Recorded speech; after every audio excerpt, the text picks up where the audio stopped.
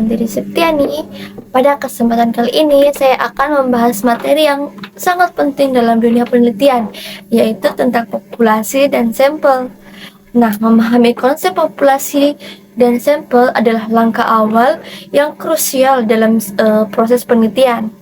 Tanpa pemahaman yang baik tentang kedua konsep ini, hasil penelitian kita bisa jadi kurang akurat atau bisa saja menyesatkan. Jadi mari kita mulai dengan mengenal apa itu populasi dan sampel, serta bagaimana cara kita memilih sampel yang representatif dari suatu populasi. Yuk kita mulai pembahasannya. Nah guys, pernah dengar istilah populasi dan sampel enggak? Nah, keduanya ini tuh sering muncul di dunia penelitian. Biar nggak bingung, kita bahas satu persatu.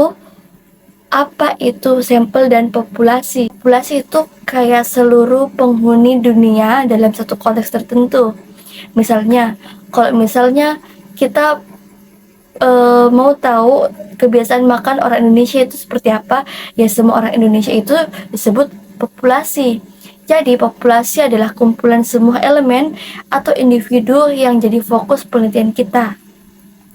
Contoh lainnya, kalau misalnya kita mau penelitian tentang kebiasaan membaca anak SMA di kota Makassar, maka semua anak SMA di kota Makassar adalah populasinya. Sudah kebayang? Nah, terus apa itu sampel? Sampel itu ibaratnya perwakilan dari populasi. Bayangkan saja, kita punya sebaskom penuh buah mangga. Terus kita tidak mungkin bisa cicipin satu persatu toh. Nah, di situ kamu atau saya cuma bisa ngambil beberapa saja untuk dicicipi. Jadi buah-buah yang kita ambil itu tadi disebut dengan sampel. Jadi sampel adalah sebagian kecil dari populasi yang kita pilih untuk diambil datanya. Biasanya kita pilih sampel secara acak biar hasil penelitian bisa mewakili populasi secara keseluruhan.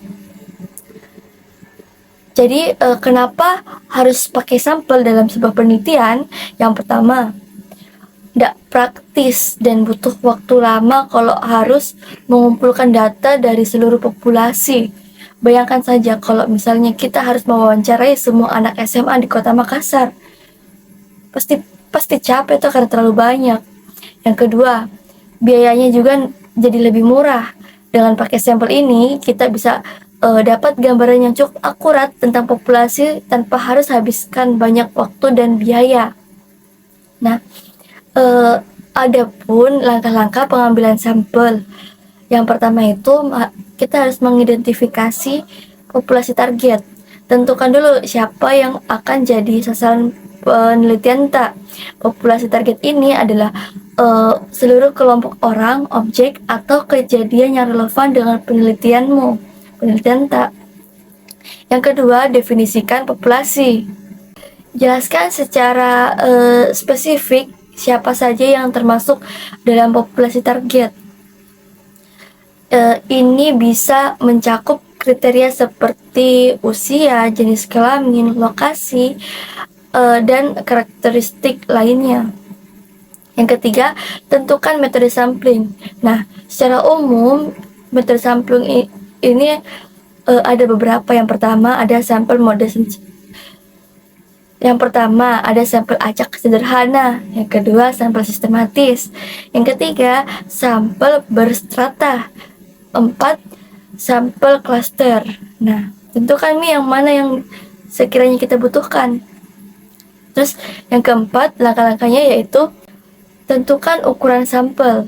Nah, kita putuskan berapa banyak sampel yang akan kita ambil. Ini bisa didasarkan pada faktor-faktor seperti ukuran populasi, tingkat kepercayaan, dan margin of error yang kita inginkan. Misalnya, kita bisa menentukan bahwa kita butuh sampel dari 300 siswa SMA di kota Makassar. Nah, yang kelima, buat kerangka sampling. Jadi, buat daftar atau kerangka yang mencakup sebuah anggota populasi target.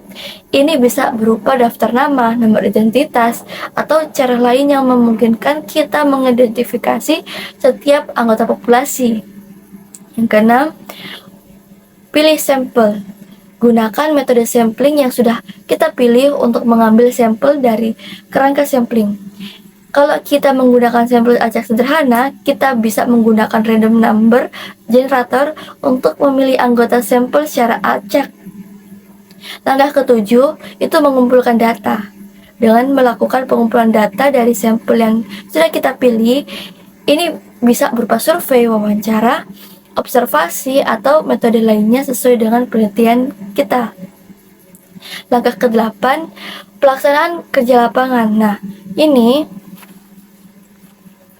mengimplementasikan proses pengumpulan data di lapangan.